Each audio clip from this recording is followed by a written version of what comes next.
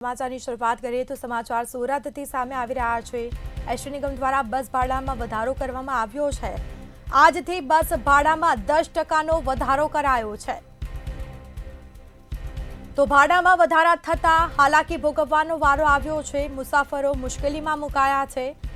ભાડા વધારાથી વિદ્યાર્થી સહિત અપડાઉન કરનારને હાલાકી। તો ડીઝલની સાથે ટાયર ટ્યુબ સહિતના ભાવમાં પણ વધારો થયો છે। એક સાથે આર્થિક બોજ ન વધે તે માટે આ નિર્ણય કરવામાં આવ્યો છે। તબક્કાવાર ભાડા વધારવાનો નિર્ણય લેવામાં આવ્યો છે। તો ભાડામાં વધારા થતા લોકોને મુશ્કેલી વેઠવાનો વારો આવ્યો। અચાનક ભાવમાં વધારો કરવામાં આવ્યો છે એસટી બસ શું કહેશો?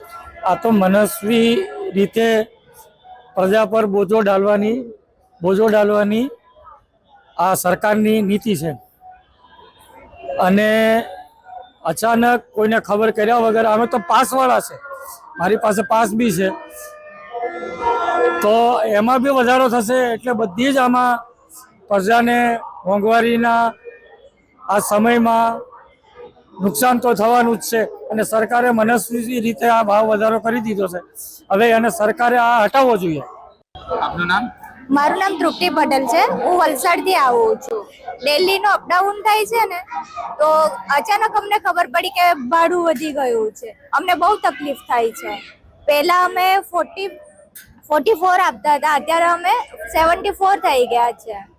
ભાડુંમાં અમને બહુ તકલીફ પડે છે। અમે એટલા એ નથી, અમે એસટી માં બિલોંગ કરીએ છીએ, આદિવાસી છીએ। અમને બહુ મુશ્કેલી પડી છે આવવા જવામાં।